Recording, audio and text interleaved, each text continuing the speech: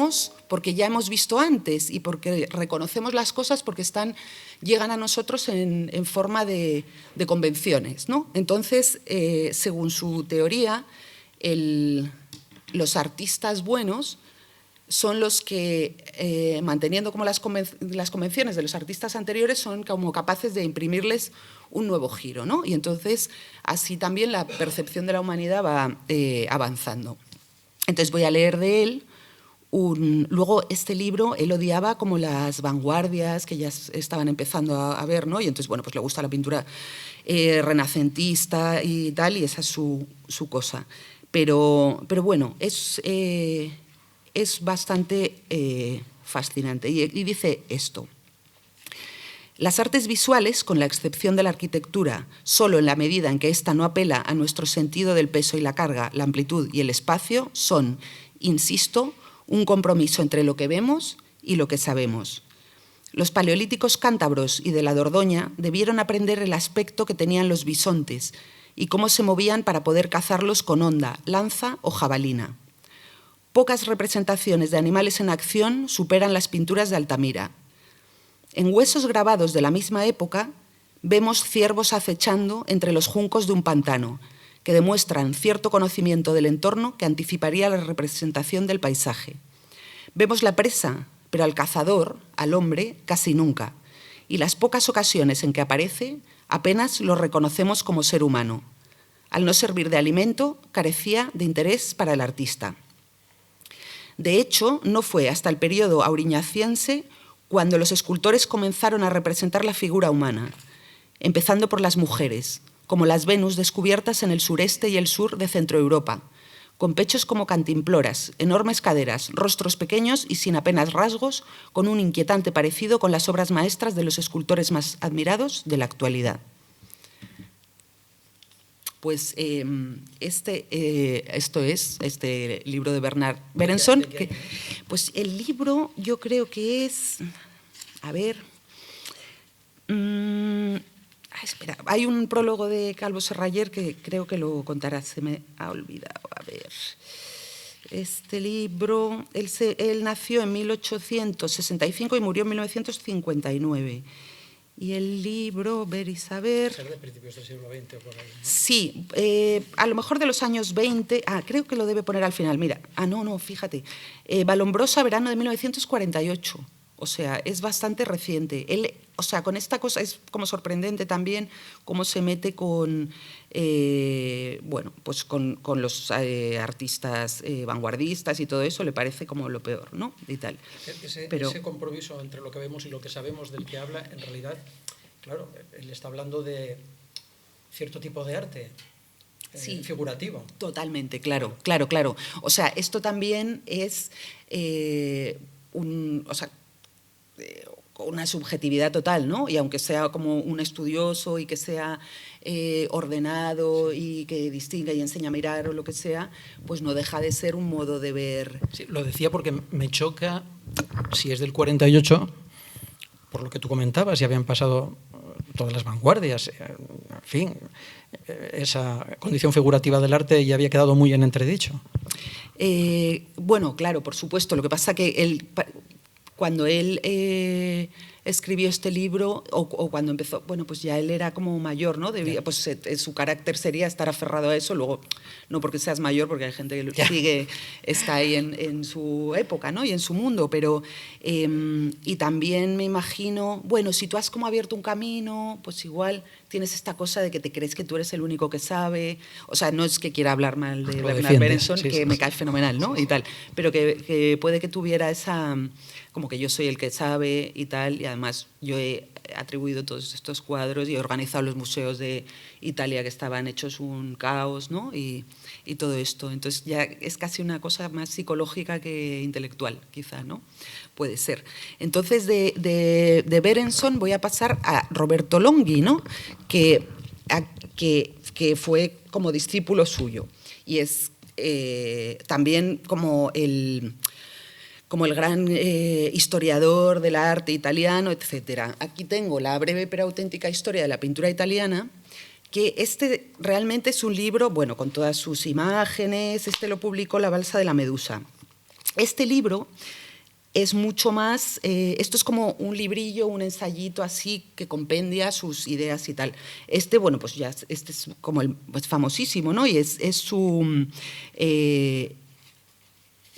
curso de pintura que él dio, o sea, a sus alumnos, cuando lo escribió cuando tenía 24 años, cuando se acercaban los exámenes ya veía y tal, y entonces lo redactó, digamos, para entregárselo a los alumnos para que aprobasen, vamos, y aprendiesen. Aquí podríamos poner un cuadro de Giotto que menciona, que es este, ¿no? Entonces, leo. Observad, por ejemplo, en la iglesia de la Santa Cruz, la representación del padre de San Francisco, Pietro Bernardone, que se lanza airadamente contra su hijo, que se ha desvestido de los atuendos seculares y está de pie para ser revestido por el obispo. Naturalmente, todos los personajes aparecen sólidos, robustos, y esto cuadraría a la perfección con la rudeza espiritual del padre de San Francisco. Pero ¿qué delicadeza espiritual puede expresar el cuerpo desnudo del poverelo, masa sólida, hijo al fin de su padre? En verdad, ninguna. Mas, desde el punto de vista artístico, ¿qué valor tiene la representación? Altísimo, absoluto. ¿Y cómo no? Sencillamente porque, lo repito una vez más, Giotto como pintor y nosotros como espectadores podemos sentirnos dichosos de todo lo que traiga y presente como arte visual, es decir, como disposición de masas, como maraña lineal, como yuxtaposición de colores. Todos ellos cosas independientes del hecho representado y no por esto menos capaces de exaltar de modos diversos nuestro espíritu. Bueno, hay como un poco de opinión, pero hay mucha descripción objetiva, digamos, ¿no? Y como de enseñar a ver la pintura y tal. Entonces, a mí este libro me encanta, bueno, claro, porque es para aprender como rápido está muy bien, ¿no? Porque es como una cosa corta, tú vas viendo los cuadros que están reproducidos al final, pero lo que me encanta del libro es una cosa casi casual, ridícula y minúscula. Este es un libro de 1914, que la última frase es «hace mucho calor». Entonces, eso lo convierte, es un poco también un poco cierre de artículo, eso para mí le da toda la vuelta al libro, ¿no? Porque, o sea, hace mucho calor porque, claro, están los estudiantes de exámenes, bueno, ahí cansadísimos, lo que sea, ¿no? Y tal. Y entonces ese cierre, o sea, introduce el año de julio de 1914, lo trae como al momento actual y me parece que este libro sin estas tres palabras sería otra cosa totalmente diferente. Otro género, ¿no? ¿Verdad? Es muy bonito esto, sí. Otro libro que no tiene nada que ver, que es El gabinete de un aficionado, historia de un cuadro, de Georges Perec. Este va con una imagen que se llama Isabel, que se ve un poco oscuro, pero vamos, se ve bien, ¿no? Que es como este género clásico de gabinete de un aficionado. Pues es un libro bastante famoso, es Georges Perec, su gran obra es iba a decir la historia abreviada de la literatura, sí, la vida de instrucciones de uso, que es, como saben, es un edificio de viviendas en París, y entonces va pasando pues al tercero A, el cuarto B, lo que sea y tal. Y entonces esta novela era un capítulo del libro, pero luego lo desarrolló como lo suficiente para que fuera un libro independiente. Es su última novela, yo creo, es del año 81, saldría o algo, en el 79. Y entonces, claro, es esta cosa como muy perequiana, se inventa un rico de origen alemán que vive en Estados Unidos, que es un rico de los que contrataría a Bernard Berenson para que le trajese cuadros de Italia y todo esto, le dijese si este era de Botticelli o lo que sea. Y entonces lo que él hace es inventar todos los cuadros o sea, se supone que este es un cuadro que se expone en una feria en Pittsburgh, en una feria como de alemanes y no sé qué, y este es el éxito. Y se expone el cuadro, que a su vez contiene, claro, no se ve bien, pero contiene el mismo cuadro. Aquí está el dueño de todos estos cuadros mirando el cuadro donde él dentro está, y a su vez está, y es como una mise en abîme impresionante. Lo gracioso y encantador, quizá, es que este cuadro en la primera edición no existía. Lo pintó una pintora a partir de la novela. Entonces, los cuadros que aquí aparecen son los que ha descrito él, en su estilo clásico, que es como muy seco, muy descriptivo, etcétera, ¿no? O sea, hay, por ejemplo, bueno, pues... Y luego, bueno, hay como una trama de un misterio que se da, pero también es otra manera de escribir de pintura. Tiene una parte, por ejemplo, perequiana total, que son los precios que han alcanzado cuadros, o sea, como una relación de precios que han alcanzado en una subasta. Pues, por ejemplo, y a veces da como algún detalle. $15.000. Pierre de Cornelius, retrato de Guillaume de Humboldt. $17.200. Sir Thomas Lawrence, retrato de Nelson. De los 4 retratos de Nelson dejados por este pintor, este es sin duda el más romántico, puesto que lo muestra haciendo con su única mano, ya no sus habituales anteojos, sino un medallón que representa a Lady Hamilton. 17.500, Peter Snyers, el sitio de Tito, tal. Algunos de los pintores de los que habla existen, otros no existen. Algunos de los que existen, los cuadros se los inventa. Esto, claro, también es como un tipo de literatura y una forma de escribir que permite que, bueno, pues que un artista, una pintora escriba a partir de ello, ¿no? Y tal. Y bueno, pues este es otro de los libros. Es un poco como el pálido fuego de Nabokov, lo que pasa que... Exactamente, pero en pintura, claro, eso es, sí, se parece efectivamente. Otro libro que tengo aquí es del natural, de donde he elegido el título, que bueno, es un título muy fácil, ¿no? Entonces, bueno, este es parece ser que es como el primer libro que había escrito Sebald, pero que es el último suyo que se publicó, y cuando él murió en un accidente de coche en 2001, este libro estaba como entrando en la imprenta o algo así. Y es como un poema, bueno, es en verso, ¿no? Son varios poemas, 3 en realidad. Y entonces el primero es que se llama Como la nieve en los Alpes, es sobre el pintor renacentista Matías Grünewald. Y voy a leer, también él suele ser un poco perequiano, no sé si te parece que se parecen, o uno... No sabría, yo no mucho, a mí no se me parece mucho. Sí. A mí me trae más a la cabeza Thomas Bernhard. Sí. Sebald y Thomas Bernhard, ¿no? Lo que pasa es que a mí me parece como si Thomas Bernhard hiciese publicidad para agencias de viaje. ¿Cómo que dices? Quiero decir...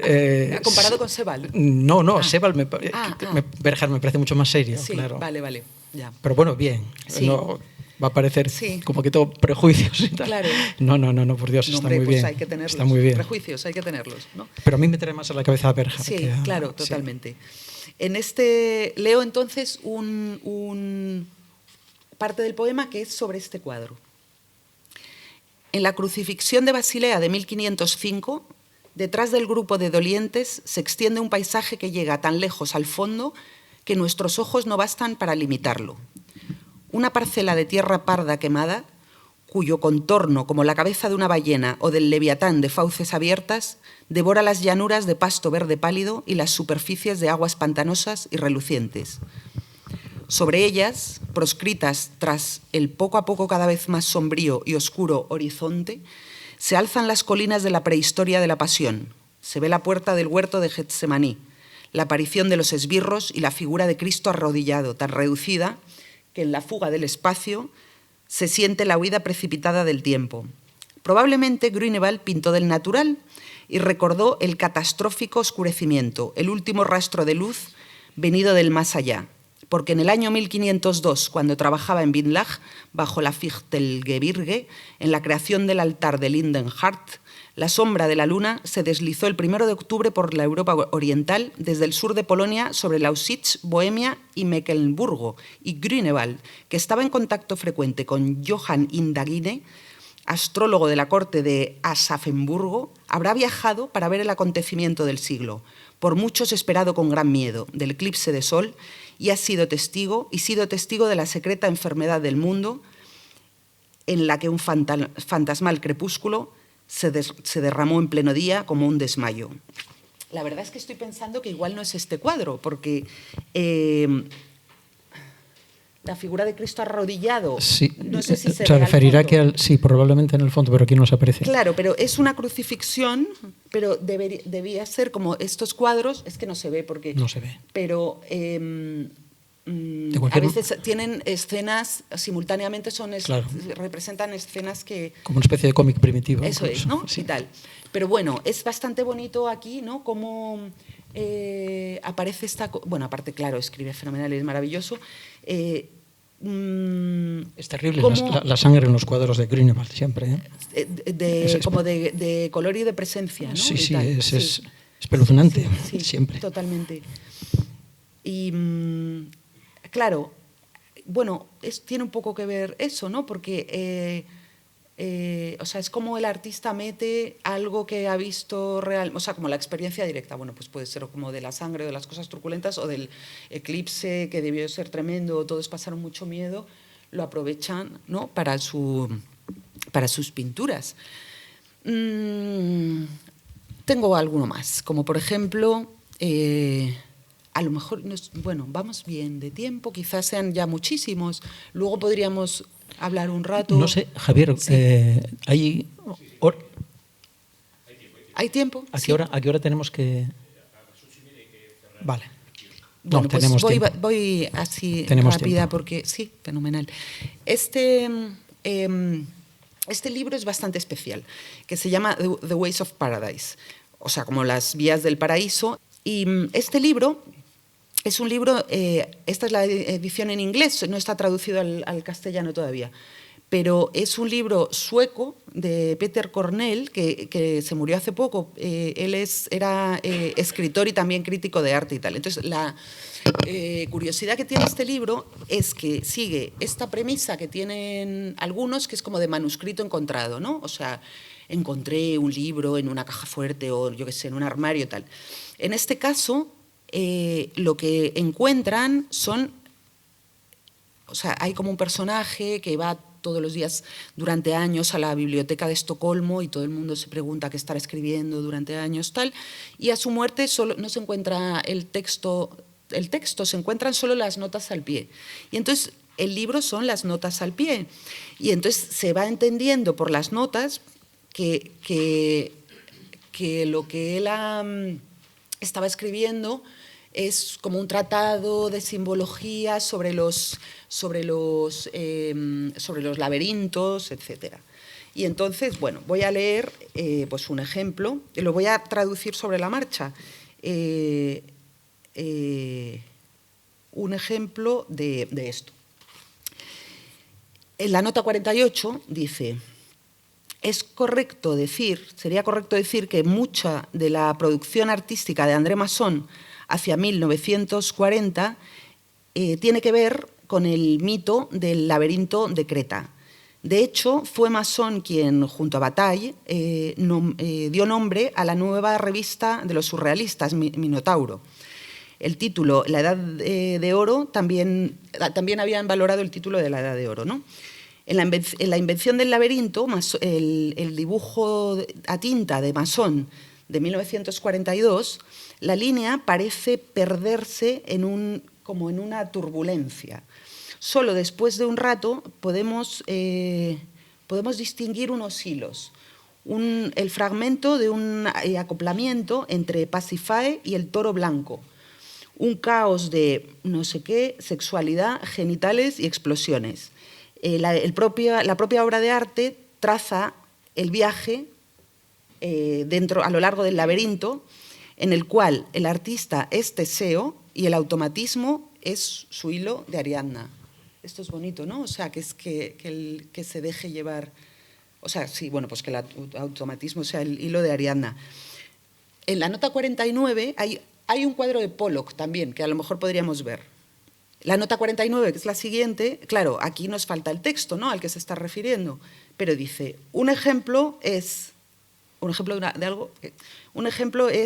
pintura de 1943 de Jackson Pollock, Pasiphae, que se tituló originalmente Moby Dick. Pollock la pintó después de ver un pastel de Masson del mismo nombre aquel mismo año en Nueva York. Bueno, pues es... Yo creo que este libro es el más particular de los que nos traes. Es una especie de novela deconstruida. Totalmente, es una cosa claro. muy curiosa. Sí. Vamos, yo no creo que se acabe publicando en España ni siquiera, o no sé quién asumirá el riesgo, porque es un libro, bueno, con vocación minoritaria y, completamente. y distinto a otro tipo de cosas. Sí. A mí el libro original, este sí se publicó en inglés el año pasado, el original debe tener unos 15 o 20 años, o más, no, mira, sí, no sé qué año se publicó, pero vamos, aquí pone 1987, bueno, fíjate. Va más allá como del juego literario de, bueno, ahora voy a hacer esto, que es como... Porque, claro, a veces ya decimos, pero bueno, qué pesadez escribir todas las cosas, ¿no? O sea, todo lo que exige como una novela, todo en medio, lo que hace, bueno, o sea, que eso es antiquísimo, era ya antiquísimo hace 100 años, ¿no? Entonces, pues no hace falta, te lo saltas, ¿no? Se salta todo.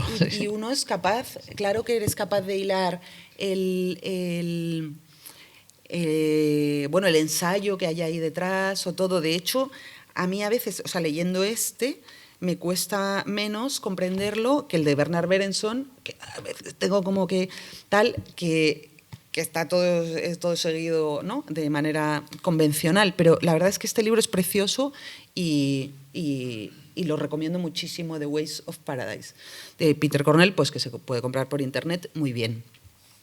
Pues Vernon Lee, ahora a ella, bueno, pues otra como crítica, historiadora del arte tal, que vivió en Italia siendo en realidad ella inglesa, su familia, aunque ella no fue al Reino Unido hasta que tuvo 25 años, porque sus padres se habían trasladado a Francia y a Italia y ella nació allí, ¿no?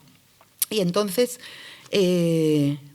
es como famosa por sus cuentos góticos, que esos llevan como muchos años publicados en España, en Valdemar, pero ahora se está publicando bastante sus libros sobre arte y eso es estupendo. Esto está en Carpe Noctem. Atenaica tiene también uno muy bonito que publicó hace años que se llama Genius Loci, que es como sobre la vibración que tienen los lugares, ¿no?, como una naturaleza propia que uno es capaz de captar. Y bueno, y entonces este libro, que en realidad es como la edición es así, ¿no?, pero es como una recopilación de ensayitos sobre cómo nos afecta la visión de la pintura o del arte casi fisiológicamente, ¿no? Y entonces se observa a sí misma en eso. Y entonces yo he seleccionado una cosa que me ha hecho gracia y me gusta, y es sobre un cuadro. Lo que pasa es que no es ese cuadro, pero vamos a ver, y a ver si lo encuentro sobre todo. Aquí habría que poner el de Lorenzo Mónaco. No es este cuadro, en realidad, no lo he encontrado, porque he estado buscando y aunque este es también el mismo tema, Virgen con Niño y Santos, pero esto es como un retablillo, y creo que está hablando de otra cosa.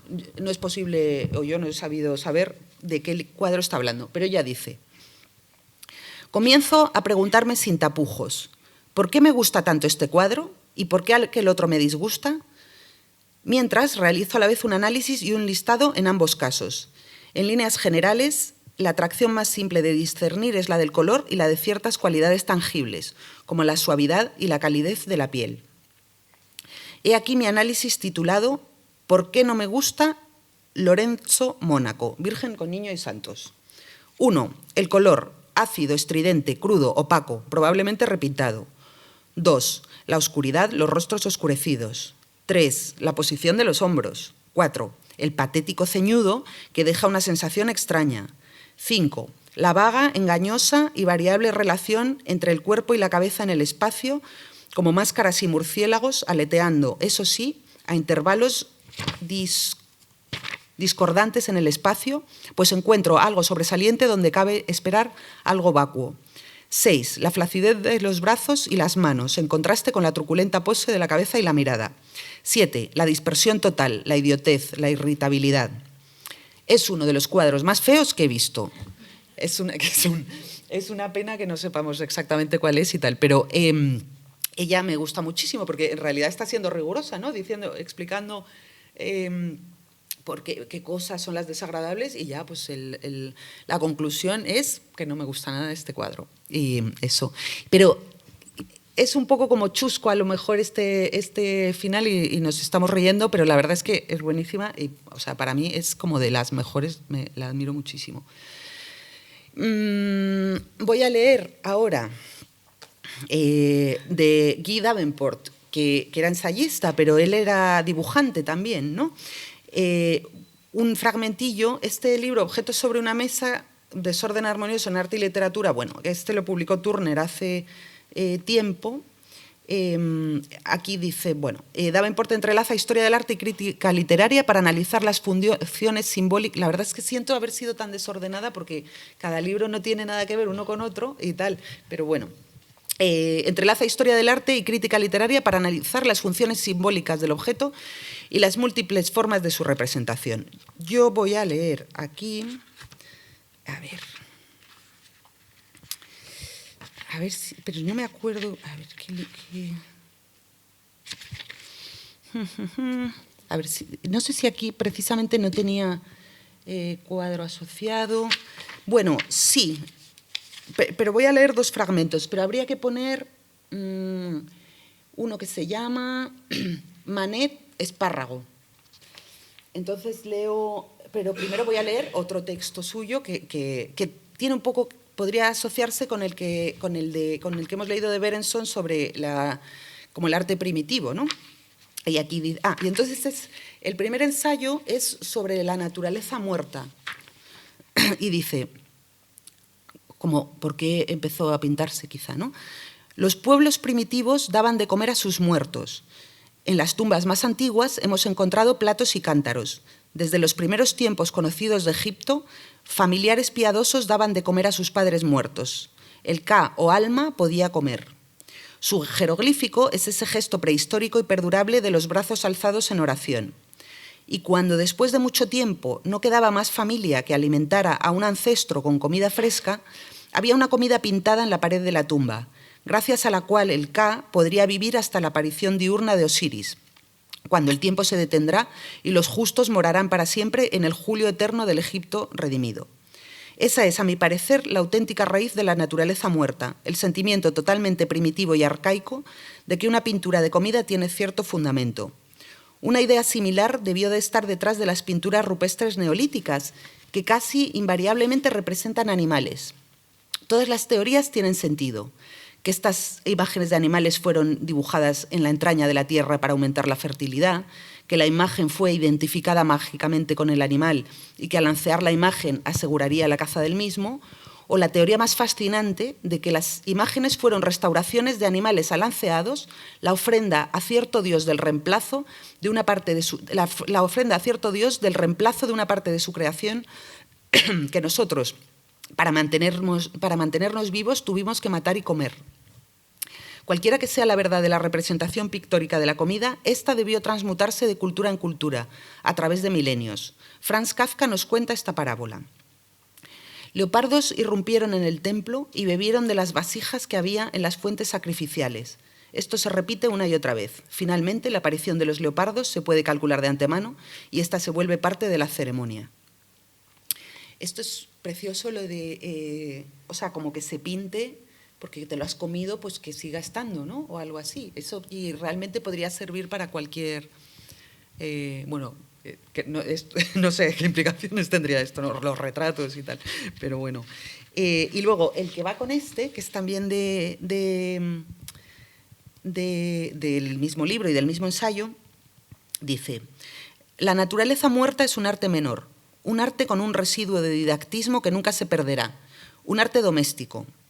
Desde el punto de vista del artista, siempre ha sido una forma contemplativa útil para desarrollar ideas, esquemas de color, opiniones. Guarda con las pinturas más grandes y ambiciosas la misma relación que el soneto con el poema largo. Petrarca, Wyatt, Shakespeare, Milton, Donne, Hopkins. El soneto es su cuaderno de apuntes y su forma confesional, su forma meditativa. Es fácil darse cuenta de que la naturaleza muerta ha sido para los pintores una suerte de recreación, un jeu d'esprit. Cuando Manet pinta un puñado de espárragos, es un hombre en un día festivo, como cuando Rossini y Mozart se divierten escribiendo canciones cómicas, o cuando Picasso dibuja garabatos en un mantel. No debemos, sin embargo, suponer que una naturaleza muerta es inconsecuente o trivial. Los compositores trabajan ideas en los cuartetos de cuerda, las formas experimentales de Beethoven y Bartók para descubrir lo que puede hacerse con las armonías y los tempi, que se han convertido, esas ideas, en los cuartetos de cuerda, en obras maestras. Hay artistas como Chardin y Braque para quienes la naturaleza muerta ha sido un arte mayor, así como hubo poetas que solamente se han destacado en el soneto y en el poema breve. Es muy bonito que en realidad se utiliza, o sea, el arte o la pintura o lo que sea es como una excusa para uno decir lo que quiera, ¿no? Y tal. Bueno, sí, bonito. Y entonces ya solo me quedan dos. El penúltimo es este ha salido hace poquísimo en Atenaica y es de Agustina Bessa Luís, ¿no? que era una novelista portuguesa.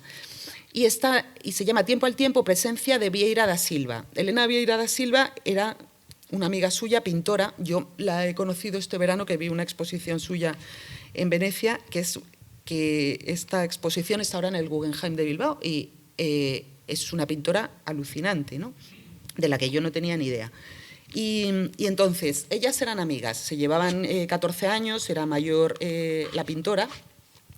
Y entonces Bessa Luís quiso escribir un libro sobre ella y como su amistad, eran como dos matrimonios que eran amigos, etc. Y entonces el libro es muy bonito porque escribe como de la pintura, pero también de ellos y de cómo se conocieron, pues con sus cuadros. Y entonces aquí hay dos cuadros que podemos ver de Helena Vieira da Silva.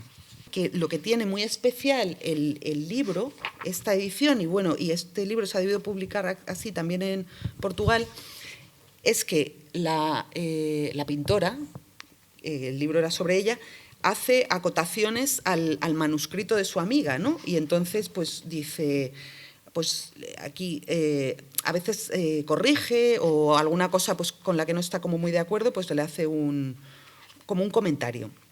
Y esto se mantiene. Aquí, por ejemplo,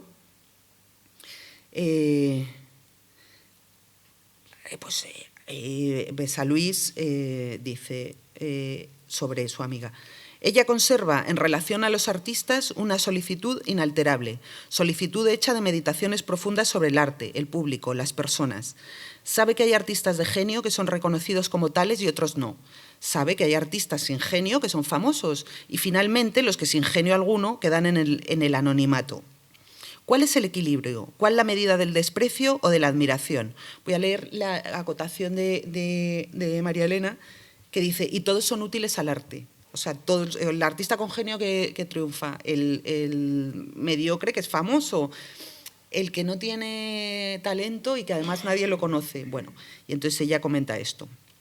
Y sigue Agustina Bessa Luís, que lo leo un poco porque es interesante también, ¿no? ¿Cuál es el equilibrio? ¿Cuál la medida del desprecio o de la admiración? Esto preocupa a María Elena. Ya hace muchos años, intempestivamente en las carreteras de Ribeira a Lima, ella abordaba esta cuestión.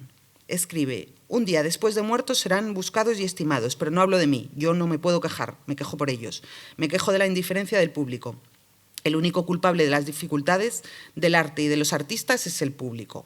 Y dice, esa era la cita de la pintora, y dice la escritora: no es así. El público es al final el que, a través de intentos, con un esfuerzo para el que no fue formado, descubre el artista y lo consume. Esto lleva tiempo, porque no se trata de la preferencia de los críticos ni de la mercadería de los marchantes. Es una simbiosis lenta que se va efectuando a través de la maduración de las generaciones y de la fidelidad de los contemporáneos a su portavoz. Bueno, yo ahora no sabría decir si estoy de acuerdo o no, porque ya tengo la cabeza así un poco como un bombo, pero también aquí se ve cómo cada cual aprovecha el tema para decir su cosa, como yo misma estoy haciendo ahora mismo también. Pero bueno, y entonces el último, que es de mis preferidos, es este libro. Me decías que es de tus preferidos antes porque está vinculado a tu adolescencia, ¿no? Claro, en casa de mis padres había una edición, entonces son unos libros, bueno, es Las artes de Henrik Willem van Loon. Entonces estos libros yo creo que debieron ser bastante famosos en su época y ahora pues no. Es del año 40, 41. O sea, por ahí, ¿no? esta edición, claro, el libro original en inglés es de 1937. Las ediciones estas españolas, bueno, pues la primera es de abril del 41. Entonces, son libros para niños, en realidad. Aquí hay muchos que podemos ir viendo. Él era, como historiador, era en realidad neerlandés, que se fue a Estados Unidos a estudiar y ya se quedó ahí y escribía estos libros para niños, pero realmente unos niños que me gustaría ser esos niños, vamos, o sea, son libros que se puede leer un adulto perfectamente. Entonces esta es la historia del arte, luego pues tiene la historia de la navegación o la historia de la humanidad o la geografía, por ejemplo, y bueno, explica el arte o el tema que está explicando, pues bueno, quizá de una manera sencilla, pero nunca banal, y lo que es alucinante es que él dibujaba, ¿no? Ilustraba él los libros y es un dibujante que es un artista brutal, ¿no? Aquí ha mezclado pues ventanal gótico, efecto de luz y a ver, yo es que casi no se ve, pero dice el ventanal gótico es una sinfonía. En colores exactamente lo mismo que una orquesta, es una sinfonía de sonidos. Está muy bien el efecto de las notas musicales en columna. Sí, ¿verdad? Sí, eso es. Y entonces, bueno, se ve ahí cómo se parece y todos sus dibujos son alucinantes. Estos libros están en Iberlibro a 5 euros y yo recomiendo a todo el mundo que se lance a comprarlos y los deje sin existencias. Subirán de precio entonces. Subirán de precio, pero bueno, yo ya tengo los míos, no me importa. Voy a leer solo un poco el índice para que se vea lo completo y lo bonito que es, pero de verdad esto es, o sea, como para aprender y para pasárselo muy bien, estos son buenísimos.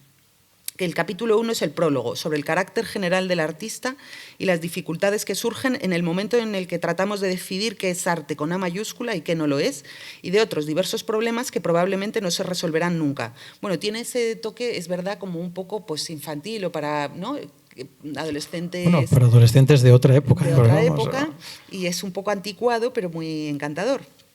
El capítulo 2 es el arte del hombre prehistórico. Claro, aquí, por ejemplo, cuando habla del arte oriental o del arte chino, pues él mismo adopta como un aire, ¿no?, como de dibujo chino. El arte del hombre prehistórico, en el que trataré de encender un pequeño candil en el corazón de una cueva, que a despecho de todos nuestros esfuerzos e investigaciones ha rehusado revelar hasta ahora la mayor parte de sus secretos extraordinariamente interesantes. 3. El arte en Egipto, un país en que los vivos jugaban con los muertos al juego de hagamos como si no hubiera pasado nada. 4. Babilonia, Caldea y la tierra de los sumerios misteriosos, el arte inesperado del valle de Mesopotamia. 5. Arte prehelénico, de cómo una curiosidad infantil latente en Heinrich Schliemann se transforma en providenciales sucesos y abre un horizonte más a la arqueología. 6. El arte de los griegos, la historia de un puñado de hombres que nos enseñaron la mayor parte de las cosas que sabemos. La edad de Pericles, de cómo una roca semejante a la que podéis encontrar en una costa cualquiera se transforma en uno de los santuarios más famosos del mundo. Bueno, ya me salto hasta 25. Florencia se convierte en el centro artístico más importante del mundo y Paolo Uccello hace interesantes descubrimientos en los dominios de la perspectiva. 42. Un poco más de rococó, el siglo XVIII en el resto de Europa. Goya, el último de los grandes pintores universales. Pompeya, Winkelmann y Lessing, una pequeña ciudad romana surgiendo de sus ruinas y 2 eruditos alemanes provocan la actualidad del movimiento clásico. Bueno, así hasta Debussy llega. Y bueno, porque ya este sí estaba en su tiempo, más o menos. Y entonces estas son mis recomendaciones de libros totalmente subjetivo, como ellos mismos. Sí. Sí, ¿quieren participar? Cuando quieran participar nos lo dicen. Yo traigo una curiosidad en relación cuando me comentaste el tema, la relación entre arte y literatura. Yo recordé que hace 30 y algo años yo guardé un folleto de una instalación en Gijón y yo sabía que que lo estaba guardando por alguna razón, y la razón era para hoy, precisamente, ¿no? ¿Y es este? Sí, es una cosa, yo creo que está absolutamente en relación con lo que tú contabas. Esto es del año 94 y la instalación se titulaba La Cama y, como ven, consistía simplemente en un prisma rectangular tirado en el suelo. Ajá. Y a menos de 1 metro de distancia el artista había dibujado el perímetro de ese mismo prisma con las mismas dimensiones, ¿no? Y lo interesante es el texto. Uh-huh. Es una fusión o una vinculación entre obra plástica y texto, como yo no conozco otro caso parecido. Entonces, si te parece, lo leo. Bueno, claro, y nos das una opinión por después. Supuesto. Sí, fenomenal. Y si alguno de ustedes consigue hacer un resumen al final, yo se lo agradecería. El chaval, es que era un chaval, era muy joven, se llamaba Iván Rodríguez de Ramos, y yo le seguí la pista. Y ahora hay un Iván Rodríguez de Ramos que es jefe de estudios en la escuela es que no recuerdo si se llama Escuela de Bellas Artes número 3 de Madrid o algo parecido. Hay un jefe de estudios que se llama sospechosamente igual, pero no le conozco ninguna otra, no encontré en internet ninguna otra obra suya ni noticia de otra. Porque tú no lo conocías, ¿no? Cuando No, yo fui allí pues porque tendría un día tonto, no sé, no me digas, ¿no? Y dice, intentaré leerlo bien. Evidentemente es obra de él porque además lo firma, ¿no?, el texto. La instalación titulada La Cama hace referencia al relato La Habitación, incluido en el volumen El Muro. Es un proyecto de citación a Jean-Paul Sartre. En consecuencia, se vincula texto y soporte plástico previa definición de un modelo operativo para llevar a cabo dicha relectura o interpretación. Se trata de un posicionamiento ideológico, un estar en la militancia plástica. No es registro verbal incorporado al discurso plástico, sino motivación, recurso matriz del segundo, aproximación hermenéutica a la práctica artística. Va entrando en calor, pero todavía no. Aproximación que conlleva un proceso de hechura en la confrontación y sometimiento de tiempo, soporte lineal, de acontecimiento a discurso de simultáneos. No coactiva. Bueno, esto es Góngora, empieza con, es impresionante, empieza con un participio la frase, es Góngora, ¿no? No coactiva, paradójicamente de recodificación iconoclasta del discurso literario, eluctando cualquier ostensión ilustrativa del registro plástico. Se trataría más bien de cierta sustancia de expresión compartida, perteneciente a un universo hermético, en parte propio, en parte de gentes, diferenciada en los procesos de formalización. Y ahora viene una carga de profundidad, pero importante. Formalización que define un campo apofántico de significación, delimitado a posteriori en la propia denominación del proyecto, que de modo contradictorio y ambivalente señala por metonimia la exégesis textual efectuada.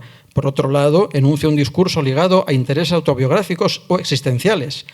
Ostensión críptica que disocia los vínculos entre obra y artista de las versátiles, también poéticas, relaciones entre aquella y receptor. Me queda un poco. ¿Se quedan con ganas de más? Sí, ya tiro hasta el final, ¿no? Adelante, claro. Imbricado ineluctablemente. Esto es impresionante. Imbricado ineluctablemente. Este sí, era un chaval, ahora le digo la edad que tenía entonces, sí. Imbricado ineluctablemente a los recorridos apuntados, se define un discurso plástico autorreferencial que trae a colación el objeto ausentado. Esto sí lo entendí. Lo del objeto ausentado es el dibujo de la cama, el dibujo que está en el suelo donde no hay cama, ¿no? Mediante reproducción sobre suelo del alzado contorneado de la pieza presentada. manifiesta alusión a los procesos de clonación o seriación de la obra, hipotéticas esculturas reclamadas desde su ausencia.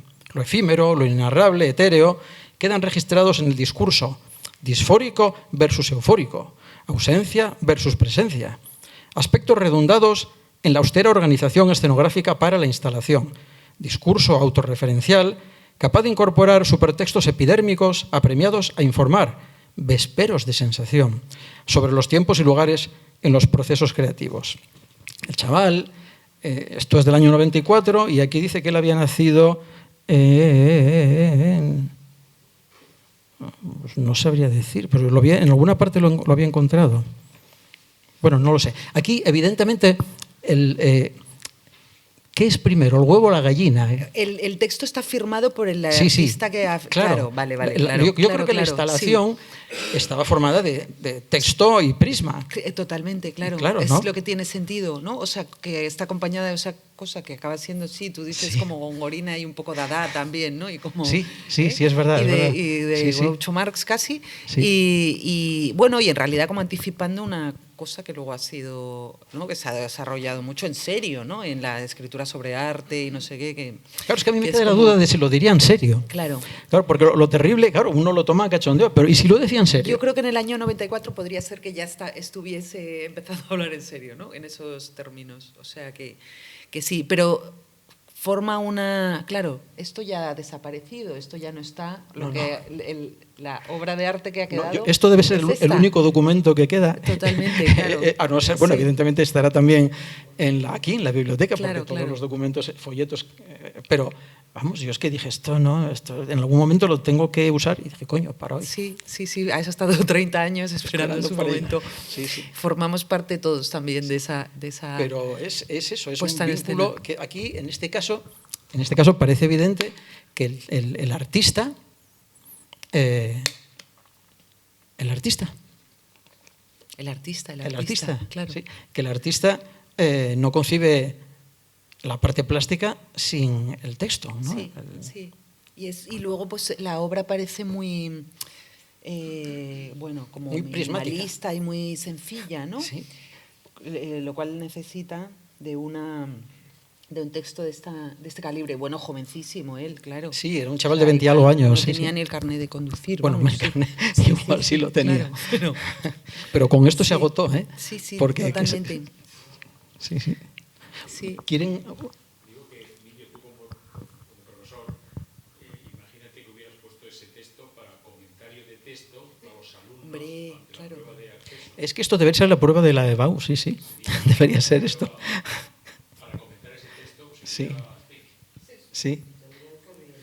En las oposiciones para profesores de secundaria, no estoy al tanto de lo que pusieron en este año, pero en años precedentes aquí en Asturias, alguien debía inspirarlas, que permaneció durante bastantes años y le gustaba mucho poner este tipo de textos, a ver por dónde le salía la gente, ¿no? Pero bueno, lo interesante es en este caso, bueno, es claro, nosotros nos podemos tomar el texto a cachondeo. Yo no sé si él se lo tomaba o no, porque los 20 y pico años son una edad muy peligrosa. Claro, ya. Pero el texto sin la instalación no tiene sentido, tampoco, claro. No tiene sentido, no.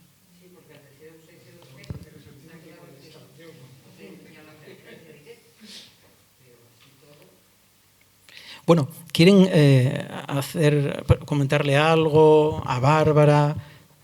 También, no necesariamente sobre los libros, sino incluso sobre su percepción de los vínculos que pueden existir entre el arte y las letras.